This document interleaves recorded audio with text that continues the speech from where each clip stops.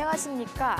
지난 강좌에서 우리는 재림주님을 보내기 위해 하늘 부모님이 한반도에 준비하신 기독교 기반이 불신으로 책임하지 못하고 이로 인해 참 아버님이 대동보안서에 구금되시기까지 거듭된 안타까운 좌절의 사연들을 알아보았습니다. 이번 강좌에서는 홀로 재출발 섭리를 위해 걸으셨던 참 아버님의 탕감노정과 순환에 대해서 알아보는 시간을 갖도록 하겠습니다. 대동보안서에 구금되신 참아버님은 이스라엘 민족과 유대교의 반대로 내몰린 예수님과 같은 입장에 계셨습니다. 예수님께서 40일 금식과 3대 시험, 그리고 십자가 노정을 통해 다시 메시아의 기대를 세우셨습니다. 이와 같이 참 아버님도 밑바닥부터 모든 기반을 복귀하셔야만이 재림 메시아로서의 공식 노정을 재출발하실 수 있으셨습니다. 예수님의 40일 금식에 해당하는 참아버님의 순환이 바로 대동보안서의 참혹한 고문이었으며 예수님의 3대 시험에 해당하는 순환이 박을용 할머니를 통한 탕감노정과 43일간의 영적 싸움입니다. 마지막으로 예수님의 십자가 노정을 탕감 복귀하기 위한 참아버님의 흥남감옥 순환의 노정이 이어지게 됩니다. 기독교의 외적 기반, 신령교단의 내적 기반 모두가 책임을 다하지 못함으로 인해 재림 메시아로 오신 참 아버님은 본래 걷지 않으셔도 될 순환의 탕감 노정을 걸으셨습니다. 모든 걸 잃어버린 입장에서도 하늘 부모님을 위로하며 다시 재림 메시아로서의 재출발 섭리를 준비해 나오셨습니다. 그럼 예수님의 3대 시험 승리를 복귀하는 박을용 할머니를 통한 탕감 노정에 대해 알아보겠습니다. 참아버님께서는 대동보안서에서 빈사 상태로 내쳐진 후 건강을 회복하시고 난 후 1947년 여호와의 부인이라고 자처하는 박을용 할머니를 찾아가셨습니다. 그녀에게는 아담부터 노아까지 10대를 상징하는 10명의 자식들이 있었습니다. 섭리적으로 볼 때 박 씨는 복중교 허우빈 씨의 사명을 잇는 인물이었습니다. 참아버님께서 남한에서 김백문 씨로부터 증거를 받으셨듯이 해와격의 여성으로부터도 증거를 받으셔야 하늘 부모님께서 한국에 준비하신 모든 섭리적 기반을 상속받을 수 있었습니다. 참 아버님은 박 씨 가정에서 종의 종과 같은 입장으로 희생 봉사하셨습니다.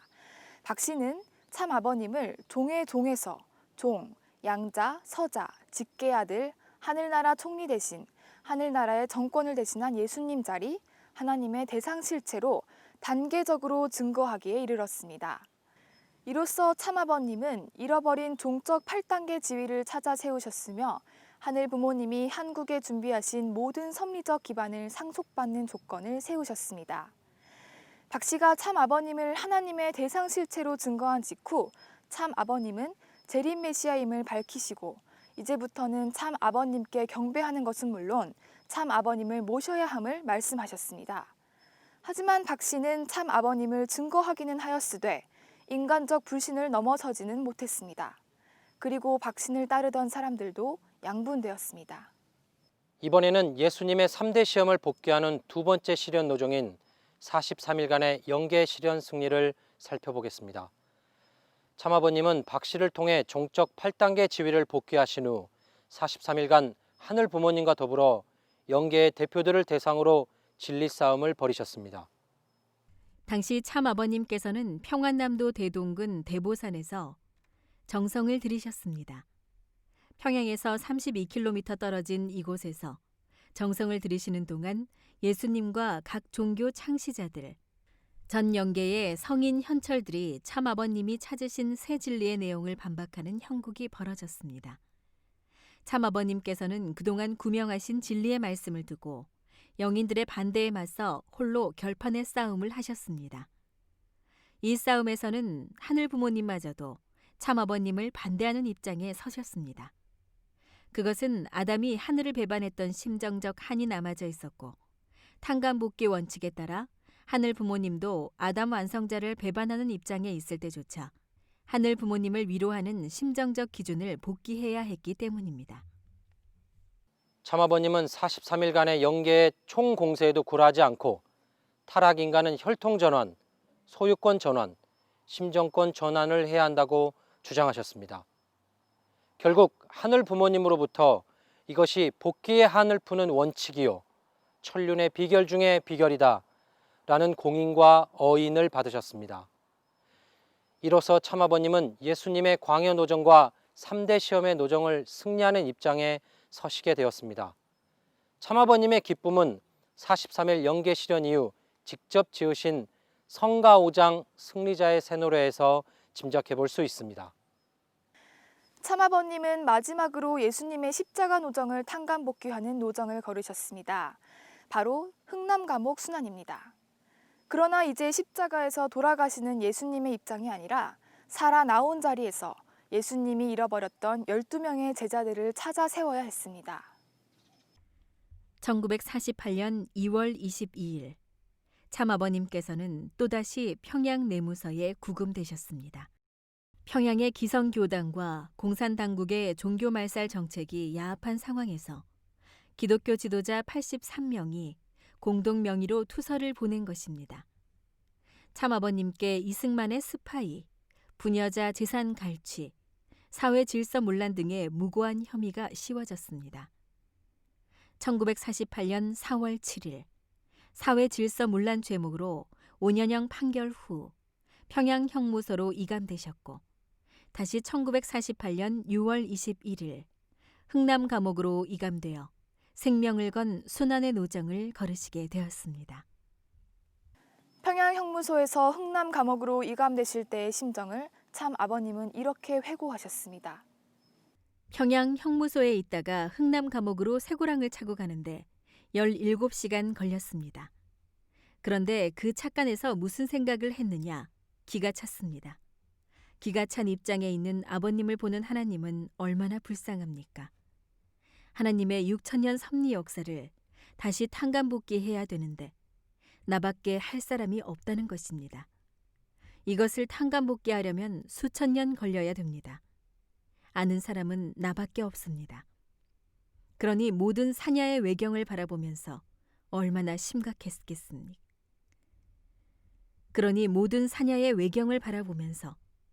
얼마나 심각했겠습니까? 나 혼자밖에는 없다는 것입니다. 그때 제일 나쁜 강도와 둘이 조를 이뤄서 쇠고랑을 차고 가면서 어떻게 이 환경에서 살아남느냐라는 생각을 하니 얼마나 심각했겠냐는 것입니다. 북한의 흥남 감옥은 사람을 서서히 죽이는 십자가 형틀과도 같은 곳이었습니다. 죽음의 환경에서 참 아버님이 어떻게 12명 이상의 제자를 찾아 세우고 몸소 믿음의 기대와 실체 기대를 세워 메시아를 위한 기대를 복귀하셨는지 그 노정의 일단을 살펴보겠습니다. 흥남 감옥에서의 일과는 새벽 4시 반에 기상하여 2시간 몸수색을 한 후 4km 떨어진 비료 공장까지 도보로 이동한 후 오전 9시부터 저녁까지 중노동을 해야 했습니다. 40kg 암모니아 비료 1,300개를 만들어 운반하는 것이었고 단 3회의 휴식 시간이 주어졌습니다. 하루 작은 밥 공기 2그릇과 무청이 든 소금물국의 식사가 제공되었고 이런 처참한 환경 속에 1년에 재소자의 약 40%가 죽어나가는 곳이었습니다. 참아버님은 살인적 노동과 죽음의 환경 가운데서도 감옥 안의 성자로 불릴 정도로 주변 사람을 먼저 위해주는 참 사랑을 실천하셨습니다. 처음 2주간 급식의 절반을 동료들에게 나누어 주었고 충모님이 어렵게 면회 오시어 전달한 미숫가루와 옷들도 모두 재소자들에게 나누어 주셨습니다. 누구나 회피하는 변기통 옆자리에서 취침하시며 동료들을 위해 가장 어려운 일을 도맡아 하셨습니다. 극한의 생활 환경 가운데서도 참아버님은 철저히 하늘 중심한 기도와 정성의 생활을 지켜가셨습니다. 참아버님께서는 하나님의 아들이라는 자각으로 배급되는 물의 일부를 남겨놓았다가 매일 새벽 누구보다 일찍 일어나 몸을 깨끗이 닦고 함부로 몸을 보이지 않으셨습니다. 주무실 때도 하나님께 예법을 갖춘다는 입장에서 팔다리를 붙이고 주무셨습니다. 사탄의 환경에서도 하나님의 법도를 지키시며 사탄이 참소할 수 없게 하신 것입니다. 그 결과 참아버님이 주변 사람들을 직접 전도할 수는 없었으나 죄수들이 스스로 감화되거나 영계에 있는 조상들이 후손에게 몽시로 나타나 참 아버님을 잘 모시라고 지시함으로써 감옥에서 나오실 때에는 12명 이상의 제자가 따르게 되었습니다. 참 아버님과 흥남 감옥 수감 생활을 함께했던 김윤호 씨의 증언을 보도록 하겠습니다. 미숫가루 같은 거 저는 이제 놀아먹질 않는 사람이 대부분인데 문 선생님은 그렇지 않고 아픈데 안찰기도도 해주고 그냥 이 교회에 대한 진리 같은 것들 전파를 시켜주고 다른 사람하고는 좀 다르게 행동을 했습니다. 그러니까 이제 감옥 안하게 성자라고 그럴 수밖에 없는 게 아니겠어요. 참 아버님이 예수님의 십자가 노정을 복귀하는 흥남 감옥의 순환을 승리한 조건을 완수하시자 하늘 부모님도 권능을 행하실 수 있으셨습니다. 하늘 부모님은 6.25 전쟁 중 유엔군을 통해 흥남을 폭격하게 하셨고 드디어 1950년 10월 14일 참 아버님을 극적으로 해방시키셨습니다. 당시 흥남 감옥에서는 전황이 불리해진 북한 당국이 10월 12일부터 수인들을 산속에 데려가 처형하기 시작했습니다. 참 아버님도 10월 14일 당일 처형될 상황에 이르렀으니 하늘 부모님이 얼마나 다급하고 초조하셨을지 생각해 보게 됩니다. 흥남 감옥에서 해방 석방되어 모든 순환을 승리하심으로써 참 아버님은 예수님의 40일 금식과 3대 시험 그리고 십자가 노정을 모두 탕감 복귀하게 되셨습니다. 이로써 참 아버님은 재림 메시아로서의 공식 노정을 재출발하실 수 있는 기대를 생명을 걸고 스스로 만드셨고 기독교를 대신할 새로운 아벨 교단 창립을 위해 출발하시게 되었습니다. 두 차례의 공식 노정 출발이 좌절되고 그 모든 기반을 탕감 복귀하기 위해 참 아버님이 겪으셨던 비참한 노정들을 알아보았습니다. 그 힘든 순환의 노정을 승리하시고 예수님이 이루지 못한 내용까지 탕감해 나오신 참 아버님의 심정의 원천은 무엇이었을까요? 하늘 부모님에 대한 지극한 효심과 나밖에 없다, 내가 여기서 죽으면 모든 것이 무너진다 하는 절박함이 아니었을까요?